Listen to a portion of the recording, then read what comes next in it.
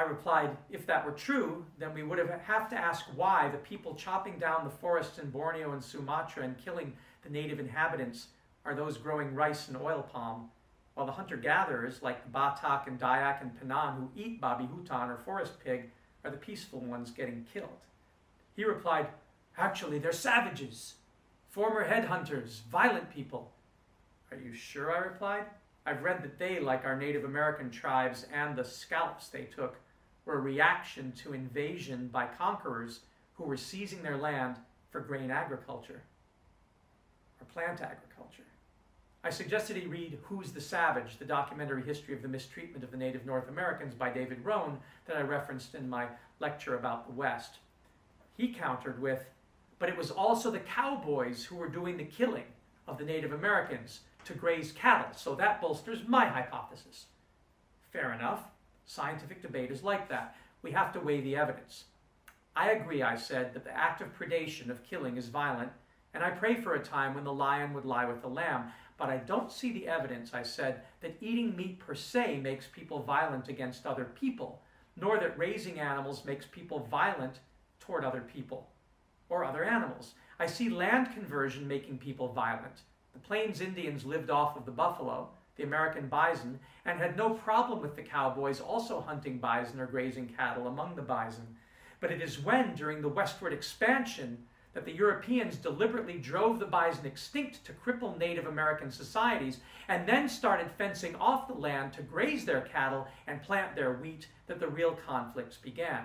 And it was after the American chestnut tree, with its nutritionally rich seeds that sustained settlers and natives alike, started to go extinct in the early 1800s because of the ink disease the Europeans imported, that we see the wholesale extermination of the native population. Why, with all that abundant food in the plains and in the forests, would a people do that? Why didn't they just adapt to the great foods the natives ate? It seems the only two they picked up on were Thanksgiving turkeys and corn, a grain filled with starches and sugars. Now to you, this conversation must sound as absurd as it did to him. Although he was Indian from a subcontinent in the East with one of the highest biodiversity diets in the world, like China, he'd been schooled in the West and couldn't imagine a meal without chapati and dal. Dal is made from pulses, from legumes or bean flour, but chapati is made from wheat. We began to get into a conversation about land conversion to wheat, and the only compromise he was willing to make was that we could all be vegetarians and increase the variety of plants in our diet, drawdown number 4. And even he might be willing to try living without sugar and wheat and white rice if it would help the ecologies we both loved. For my part, I agreed to forego the meat. Fair enough. But at Harvard, senior year, when I became the food proctor for our co-op kitchen, I tried to make the argument, the same argument, when I went to stock our pantries. I said to the carnivores and the vegans and vegetarians, if we're to live together harmoniously and do good for our planet, which is our stated intention in this co-op, I suggest the following compromise. I will stop ordering meats or any animal products. If you carnivores want them, you can go outside and get them yourselves, but not bring them into the co-op. And I will also stop ordering non-nutritional cash crops, particularly the white rice, white wheat flour, and bread products, and refined sugar and sugar products that are ruining our planet and our personal health. Can we agree? The carnivores shrugged. Hell, if I want a burger, I'll just go get it at Tommy's Burgers in Harvard Square or get sausages from Elsie's Diner. I don't have to have any home-cooked meat meals if it will keep the peace around here, said one. The others discussed it for a bit, and then they agreed. Yeah, why not? We can keep the co-op itself free from meat and animal products, they said. And then I turned to the vegans and vegetarians and said, seems you got your wish. How about it? Can I also get you to agree to no refined processed foods, and in particular, no white flour or sugar? I'll still order the whole wheat for you and brown rice and whole grain stone ground corn, even though they're still terrible on the landscape.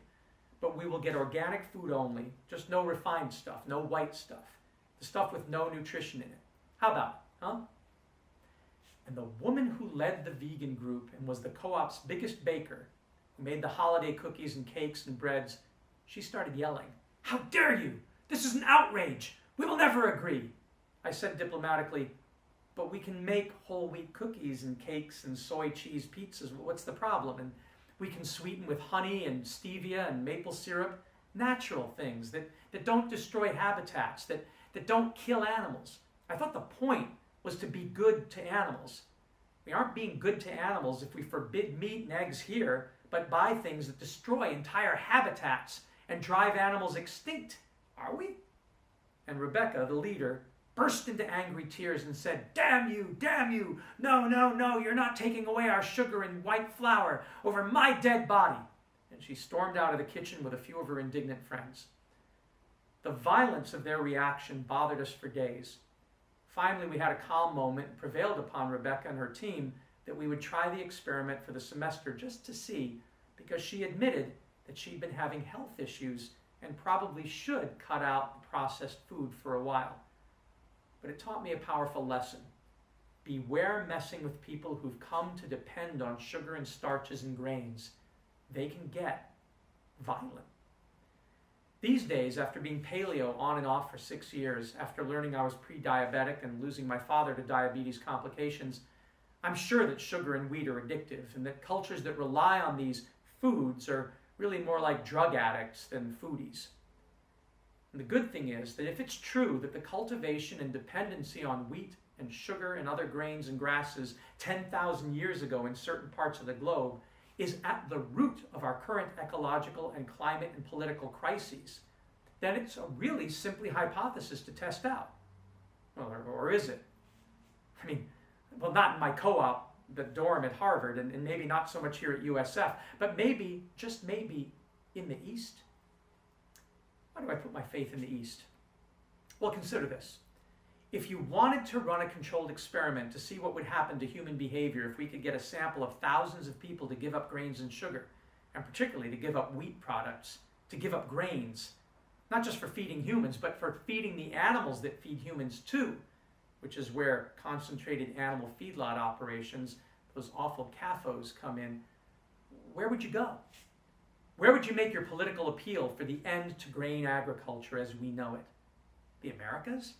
Unthinkable. Europe, Germany, where they take such pride in their breads, England with its sugar-saturated black tea with tea-time scones, France with its nationally indispensable baguettes and croissants, the Middle East with its insistence on pita and other flatbreads as the staff of life, reinforced by their Torah and Bible and Quran? Hardly possible. African countries, dominated since the conquest and colonialism by Christianity and Islam?